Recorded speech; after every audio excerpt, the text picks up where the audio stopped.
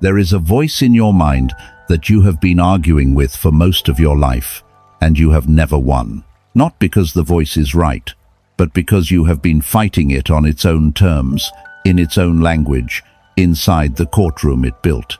And no one wins a trial the other side designed. You know this voice. It arrives when you are lying down and trying to rest. It arrives when you made a mistake, even a small one, and it does not let the case close. It replays what you said, what you should have said, what you meant, what they probably thought you meant. And underneath all of that thinking, patient, quiet, always there is something harder to name. A low hum of not quite enough, not said loudly, just present. The way a faint smell is present. You stop noticing it, but it is shaping everything. You have tried to outrun it. You have stayed busy, stayed useful, stayed needed. You have filled the hours until the hours ran out and the house went quiet, and there it was again. You are tired. And you may have tried meditation once, or more than once. You sat down. Within minutes the mind was louder than before. You concluded, this doesn't work for me. I cannot stop thinking. What I want to tell you before we go any further is that this conclusion was based on a misunderstanding. Not about your mind, about what meditation actually is. The practice was never about stopping thought. That is not what it was ever for.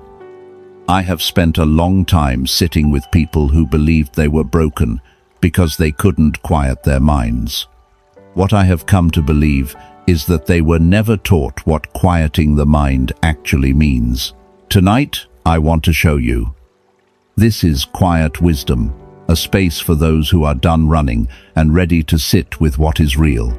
Stay with me. 1. The chase that never ends. You have spent years reaching for things. Not greedily, carefully, thoughtfully. The right relationship, the finished project, the repaired friendship, the retirement you planned for, the moment when the hard part would finally be behind you.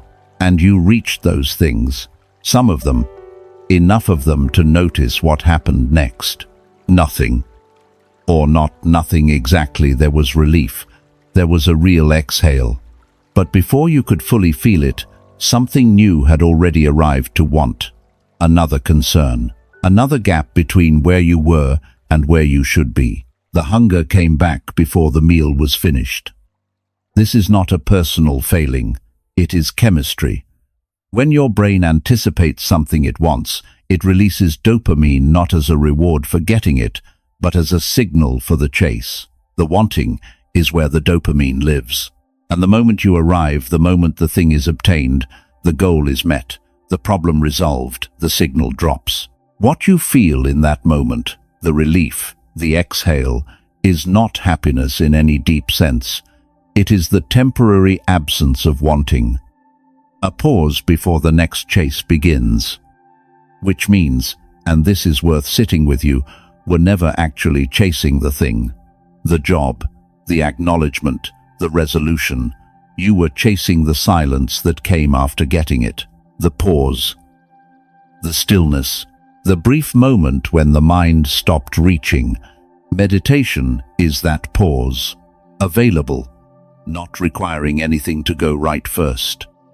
There is a Buddhist concept called upadana clinging, the mind's habit of gripping the next thing before it has finished releasing the last. It operates on a belief so old it no longer feels like a belief. It feels like fact, that what you need is always slightly ahead of where you are, that you will be okay when, you will rest once. You will feel at peace after. The horizon moves as you move. You cannot arrive somewhere that keeps retreating. Think of the moment of sitting in a car in a parking lot after something significant, a task finally completed, a difficult conversation finally had, a trip finally done. Engine humming, nothing immediately required of you. And instead of stillness, within 30 seconds, the next thing begins forming. The woman who just finished raising children, standing at an empty kitchen sink thinking, now what?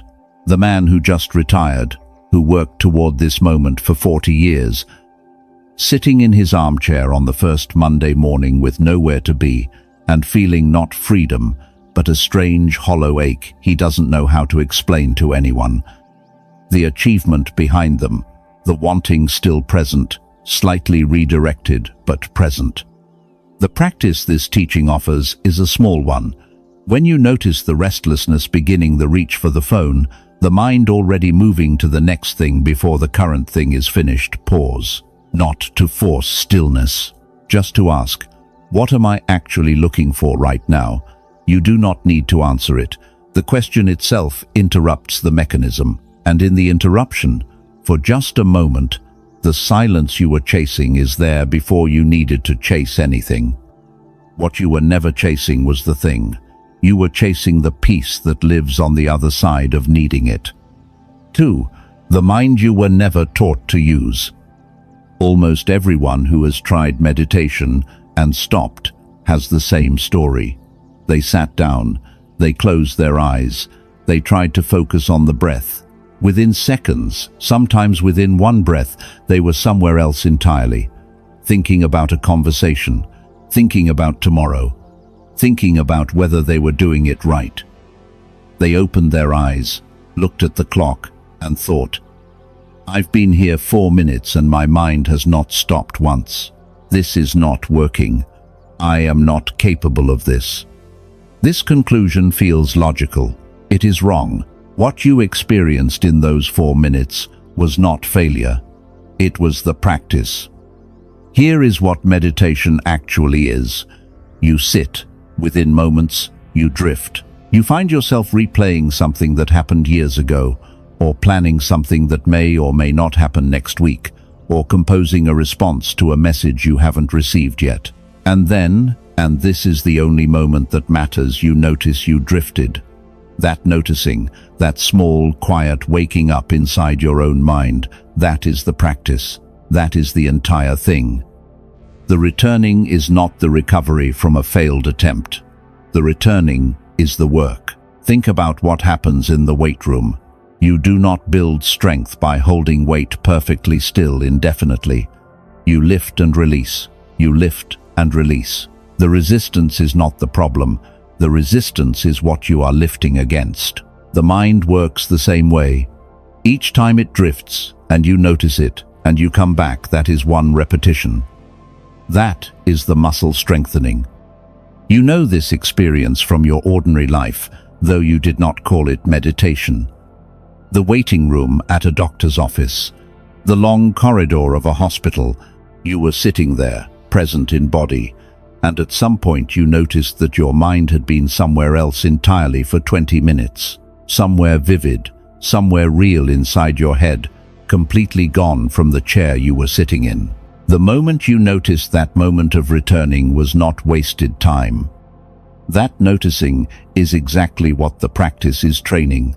That gap between the drift and the return, learning to see it sooner, learning to come back without judgment.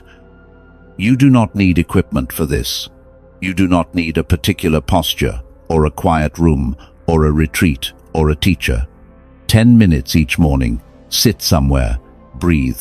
When you drift, and you will drift, almost immediately notice it and come back.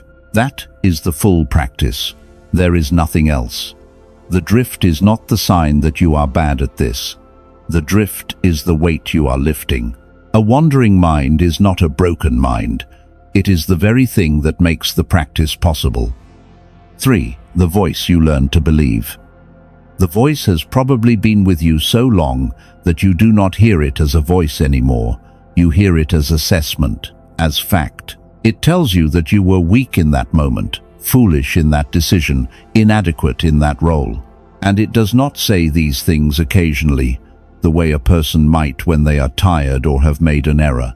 It says them consistently, in the middle of the night, first thing in the morning, in the gap between one task and the next, when you are unoccupied for 20 seconds and the mind turns toward you.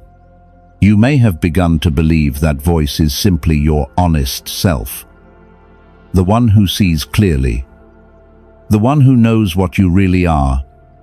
underneath the face you show to others. The Buddhist tradition has a teaching called the second arrow. It says this: pain is the first arrow. It arrives unbidden, sometimes without cause, sometimes as the direct consequence of living a life in an impermanent world. Loss, disappointment, failure. The first arrow lands. You cannot always prevent it. The second arrow is what you do next. The self-hatred, the accusation, the verdict you render against yourself for having been wounded. The first arrow says, something hurt you. The second arrow says, and it proves what I have always suspected about you. You shoot the first arrow, and you add the second, and it is the second one, the one you fire yourself, that keeps the wound open. When did you first start believing that voice? How old were you the first time you heard it speak to you with that particular certainty?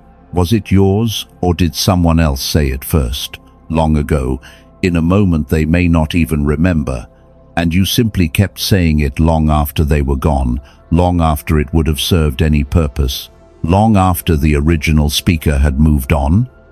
And here is the one that might stop you. If someone you loved, someone whose face you can picture right now, spoke to themselves the way you speak to yourself, with that same relentlessness, that same prosecution, what would you say to them? You are lying awake at 2 a.m.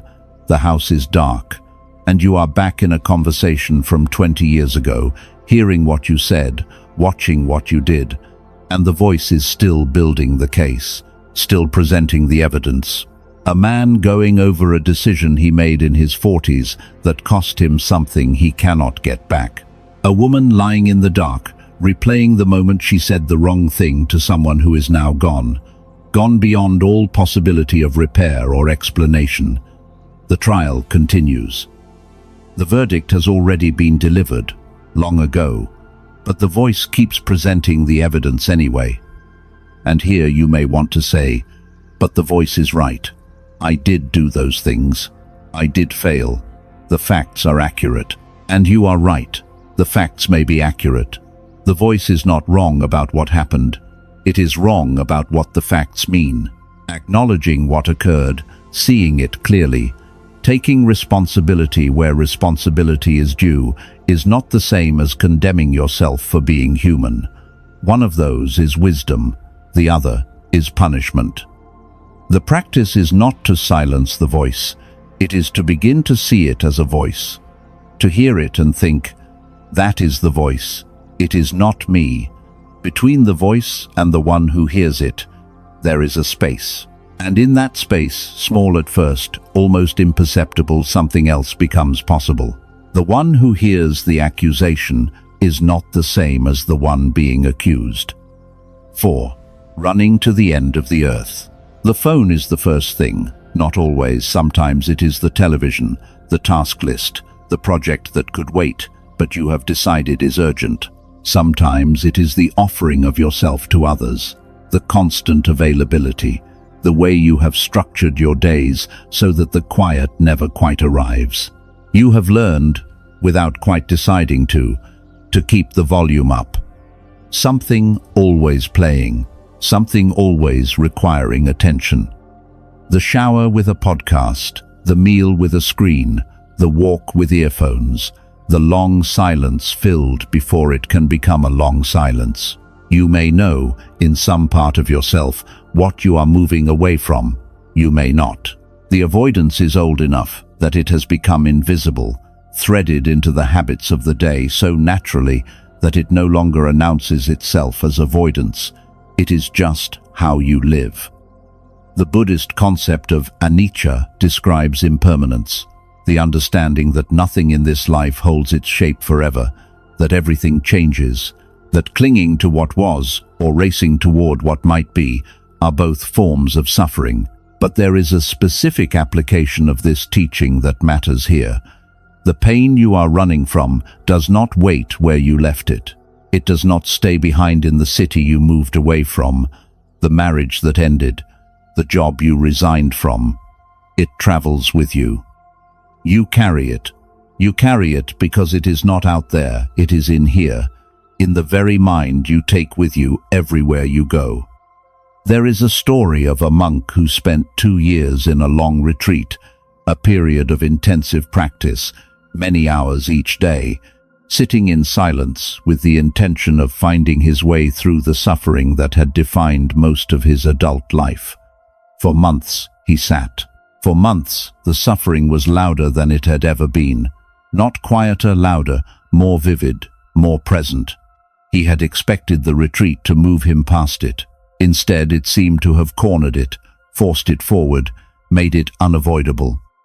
One morning, overwhelmed in a way he could not name or manage, he climbed over the wall of the retreat center and ran, down a dirt road in the rain, in his robes, past fields and trees, running as hard as he could run. He ran until his lungs stopped him. He stood in the rain on the empty road, soaked, breathless, heart hammering, and understood. There was nowhere to go. The thing that had been following him, the grief, the shame, the accumulated weight of everything he had not yet looked at directly, had run with him, step for step. It was right there, in his chest, in the road, in the rain. He turned around and walked back. You know this feeling.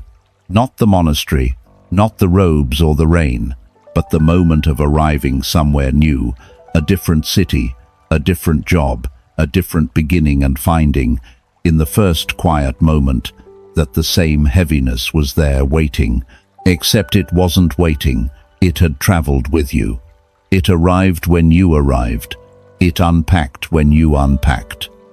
The next time the urge to reach for the phone rises, or to turn something on, or to find something to do, notice it. That is all. You do not have to resist it. You do not have to sit in the discomfort indefinitely. Just notice. I am moving away from something right now. That noticing that 1 second of honesty is enough. It is more than enough. It is the beginning of a different relationship with yourself. Stopping the run is not surrender. It is the first honest thing you have done in a long time. 5. How to hold what hurts. There comes a point you may have reached it, or you may reach it when the usual strategies stop working.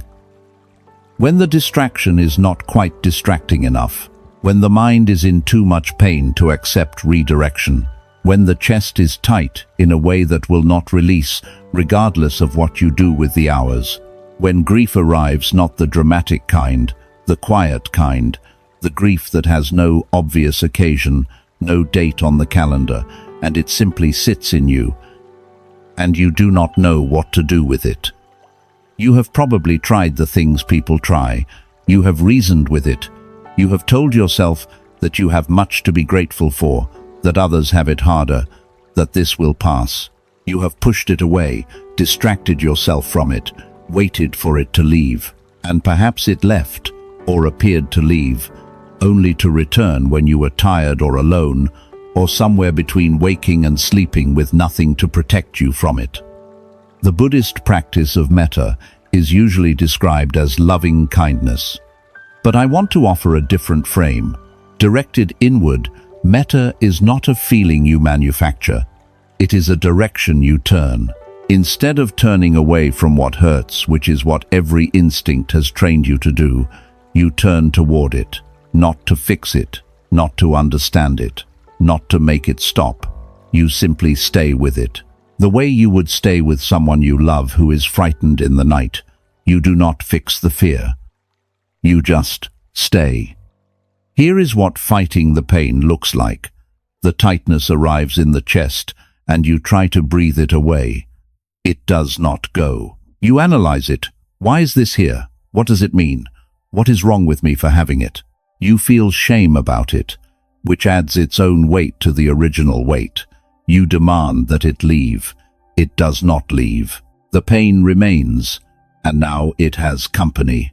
The exhaustion of fighting, the contempt for yourself for not being stronger, the anxiety that this will not end.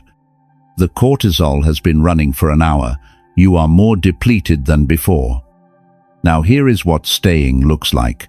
You find the feeling in your body, not the thought about the feeling, the physical location of it, the tightness in the chest, the heaviness at the back of the throat, the heat behind the sternum. You put your attention there, gently, like placing a hand on something fragile, and you simply remain, not trying to make it move, not narrating it, not asking what it means, just staying. Something begins to shift, not because you solved anything, because you stopped being at war with yourself. The image that returns to me is this. Grief is sometimes like a small thing with a broken wing, frightened, fragile, and the instinct is to flinch from it, or to demand that it get better immediately, or to feel humiliated by its presence. The practice is to hold it with two hands, gently, without requiring anything from it. And here you may want to say, this sounds like giving up, like simply accepting things that should not be accepted. The distinction matters. There is a difference between accepting a feeling and accepting a situation. You are not saying that the loss was fine, that what happened should have happened, that you are glad things are the way they are. You are saying, this pain is real, it is here inside me, and I will not abandon myself inside it. That is not surrender. That is, in fact, the first form of courage to stop treating your own suffering as something to be ashamed of. Find the feeling in your body, give it a location, stay with it for 30 seconds without trying to change it. That is the entire practice. 30 seconds of not fighting yourself. To stop being your own enemy is not a victory. It is something quieter. It is rest. 6. The happiness that was already there. It usually arrives unexpectedly, not when you have planned for it, not during the formal meditation or the retreat, or the moment you designated as the moment for peace. It arrives in an ordinary place, at an ordinary hour, and it has the quality of recognition, as though you have not found something new, but remembered something old. A morning before anyone else wakes. You are standing in the kitchen with something warm in your hands. The light is not yet full. Outside, things are beginning, slowly, but you cannot quite hear them yet. The refrigerator hums. The cup is warm. Your breath is visible if you face the window. Nothing is required of you in this moment. And you feel for a few seconds, before the day begins to arrive in your mind, something that you might call okay, not joy, not relief from anything particular. Just okay, here, alive, sufficient. And then the mind starts up, the list, the obligation, the thing you said yesterday that you are still working out. The moment dissolves. You were somewhere real for a breath or two, and then you were somewhere else. The teaching is this. That moment was not rare. It was not a gift from a good morning or a lucky alignment of circumstances. It was always available. It was available yesterday when you were tired. It is available now, while you are listening to this. It does not depend on anything going right first. It has never depended on anything going right first. You simply did not know, until now, how to stay. The concept of Wu Wei describes something close to what you felt in that kitchen. Effortless presence, though that translation can sound passive. So let me say it differently. The quality of being fully here without gripping here, or pushing away what is here. The peace that does not require conditions. The happiness that is not waiting for anything to be fixed before it arrives. There is another way to hold this, the sky and the clouds. Some days the clouds are heavy, dark, moving fast and carrying rain. The sky is not threatened by this. The sky does not try to push the clouds away. The sky is simply larger than whatever is in it. Your awareness, the part of you that watches your thoughts from a small distance, that notices when you are suffering, that has been present for every word of this, that awareness is the sky. It is not the storm. It has never been the storm. When you learn to rest inside that awareness, even briefly, even imperfectly, The circumstances do not change. Your relationship to them shifts. Once a day, just once, pause for 60 seconds. Not to meditate in any formal way, not to achieve anything, just to notice what is actually present right now before I name it or evaluate it. The hum of something, the temperature of the room, the breath in a body that is, in this moment, alive. 60 seconds. That is enough to begin. You were not finding something new. You were stopping long enough to recognize what had always been there. 7. Forgiveness is not for them. There is someone whose name still does something to your chest. You may not think of them often, you have found ways not to, but when the name surfaces, or the memory of what happened, something tightens. A familiar contraction, something that is not quite anger anymore and not quite grief, but has elements of both, and has been there long enough that you have almost stopped noticing it. Almost. You may have decided, consciously or otherwise, that to release that tightness would be to concede something, that holding the resentment is the only remaining form of justice you have, that the person wronged you really wronged you, in ways that change things, and that your anger is the acknowledgement of that. The only acknowledgement, in some cases, the last thing that says, what happened to me was real. There is a teaching from the Buddhist tradition, not complicated, almost blunt in its simplicity. Holding resentment is like gripping a burning coal with the intention of throwing it at someone else. You are the one being burned. They did one thing, once, or many things across a period of time that has since ended.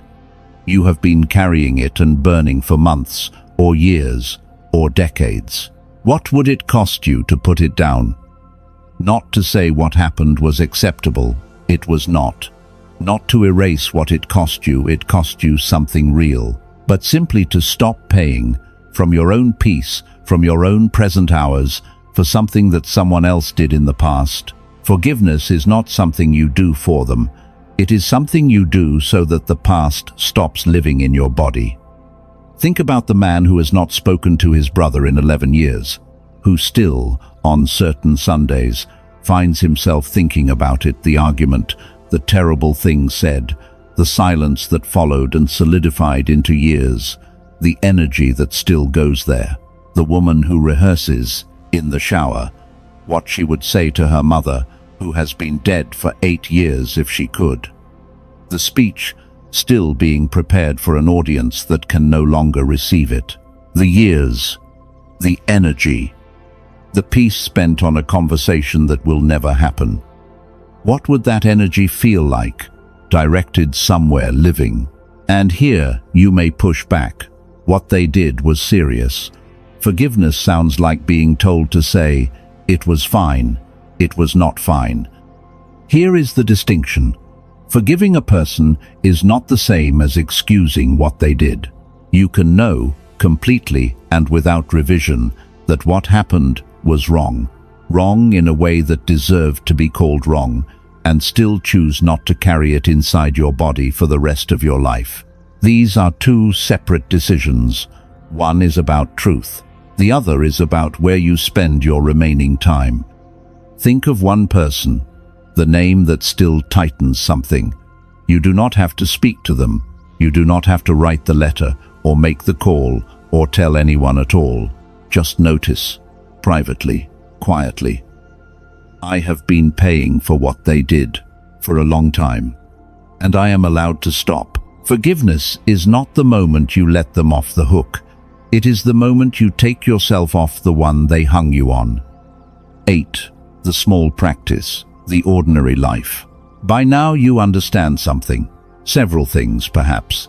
Something has shifted in how you are sitting with what the mind does, what the voice says, what the pain means, what the running has cost. Something has opened. And you may also know, because you are someone who has been here before, that understanding does not automatically become living. You have read the books. You have listened to the teachers. You have, more than once, sat in a moment of genuine clarity and thought, yes, this time it will be different. And the next morning came, and the obligations came with it, and the clarity faded the way a dream fades when the day arrives. This is not failure. This is how it works for everyone. The gap between knowing and doing is not a sign that you are resistant or lacking or incapable. It is the ordinary nature of change. Real change does not happen in the moments of peak clarity. It happens in the ordinary Tuesday, in the queue at the pharmacy when you have been waiting longer than you expected and the irritation is rising, in the car, on the way to something you are not looking forward to, when the mind starts running its usual race, in the 3 seconds between the harsh thought and the response you give it. Those 3 seconds are where the practice lives. Not in the retreat, in the Tuesday. A micro moment is not a meditation session. It is the pause that happens in the space between impulse and response, that small gap where something other than habit becomes briefly possible. It does not announce itself. It looks like this: standing in a line and, instead of reaching for the phone, feeling the soles of your shoes on the floor. The specific weight and warmth of your feet, present and grounded. Nothing achieved. Just here. Sitting in a waiting room and taking 3 full breaths instead of opening a screen. Noticing the air entering, the chest rising, the exhale, the sound of the room, the texture of the chair arm under your hand. The beginning of an argument, the heat rising, the words forming, and noticing, in one small moment, that the shoulders have risen to the ears, letting them drop 1 inch. The argument may still happen, but you came back to yourself for 1 second before it did. None of this is dramatic, not in any one instance, but over weeks and over months, and over the years that remain, which are not nothing, which are not insignificant, which are, in fact, the only time you have the micro moments accumulate. Something does rewire, not because you tried harder, because you showed up, small and imperfect, again and again, in the ordinary places where the practice actually lives. There is a man, 68 years old, standing in a hardware store. He has been waiting longer than he expected. He can feel the familiar irritation beginning to organize itself in his chest. He has been irritated at smaller things than this, and the irritation usually wins. But today, for reasons he could not fully explain afterward, he does something different. He feels the soles of his shoes on the floor. He hears the specific hum of the fluorescent lights above him. He sees the light falling at a particular angle across the products on the shelf in front of him. Nothing about the weight has changed. Nothing has been resolved. But the irritation is less loud. Not gone. Less loud. And he stands there, in an ordinary hardware store, on an ordinary afternoon. And he is, for just a moment, simply here. That is the whole practice. Take one thing from tonight, not 10. Not a new system or a new commitment or a new version of yourself you are promising to become. One thing. Tomorrow morning, before the phone, before the news, before the first obligation arrives and the day begins its demands, there will be a small window. 30 seconds, maybe a minute, maybe 5, if you are fortunate. Sit somewhere, breathe. When the mind drifts, notice it. Come back. That is enough. That is, in fact, everything. You do not have to get it right. You only have to begin. That voice, the one this started with, the one that has argued with you for so long, it is still there. You did not cure it tonight. That was never the promise. But something has shifted. Even slightly. Even just the knowing that the voice is a voice and not the truth of who you are. That between the voice and the one who hears it, there is a space, and in that space, something that has been absent for a long time becomes briefly possible. Not the peace of a life without difficulty, that peace was never on offer for anyone. The peace of a mind that has finally been shown a different way to hold itself. You have been living with that voice for so long you forgot it was not you. Tomorrow morning, before the day begins, before the phone, before the first news of the world, before the obligations arrive, there will be a moment. The light not yet full, the house still quiet. 30 seconds, maybe a minute. The breath moving in and out of a body that is, right now, alive. That moment is not nothing. That moment is where the practice lives. Stay in it one breath longer than you normally would. The mind that has been your harshest judge has always been capable of becoming your deepest refuge. You just needed someone to show you the door. If this is the kind of conversation you want to keep having, the quiet kind, the honest kind, the kind that does not ask you to be more than you are, stay here. There is more. If something in this video opened a door, even slightly, a like helps others find their way here. And if you know someone who has been hard on themselves for too long, someone who is tired in a way they cannot explain to anyone, share this with them. You may not know how much they need it. Tell me this. What is one thing your inner voice says to you that you are ready to stop believing? Write it below. I read every comment.